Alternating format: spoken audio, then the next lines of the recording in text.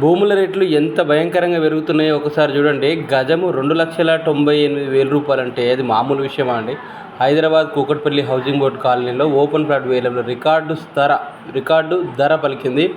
Commercial plot గజము 2,98,000 రూపాయలు అంటే చూడండి, 25 ఏళ్ల క్రితం ఇదే ప్రాంతంలో గజము 1,818 రూపాయలు పలికింది.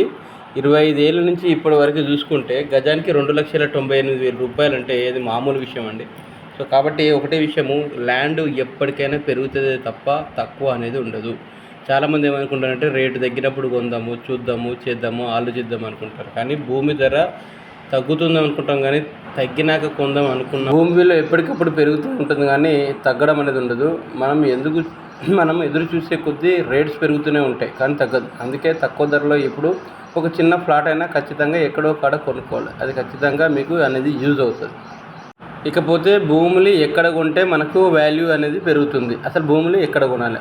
మనకు భూమి ఎక్కడ కొనాలంటే గవర్నమెంట్ ఆఫీస్ దగ్గర కానీ, స్కూల్స్ కాలేజెస్ నియర్ బై ఉన్న కానీ, లేదా ప్రైవేట్ కాలేజెస్ ఇంజనీరింగ్ కాలేజీలు కానీ, స్కూల్స్ కానీ, అట్లాగే బస్ స్టాండ్స్ కానీ, రైల్వే స్టేషన్స్ కానీ, ముఖ్యంగా ఎయిర్పోర్ట్స్ అట్లాంటి 666 ORR ఇలాంటి ప్లేసెస్లో కనుక మనం ల్యాండ్ అయితే కొనుక్కుంటే ఖచ్చితంగా మన ల్యాండ్కి అనేది వాల్యూ అనేది పెరుగుతుంది. కొన్ని సందర్భాలలో గుంటకు 6 లక్షలు ఉంది, ఇంకా కొన్ని సందర్భాలలో గుంటకి కేవలం 2,40,000 కూడా వస్తుంది. సో ఈ యొక్క వాళ్ళ ఉండే ప్లేస్ను బట్టి ఈ యొక్క వ్యత్యాసం ఉంటుంది. చాలా తక్కువ పెట్టుబడిలో ఉన్నప్పుడు వెంటనే కొనండి.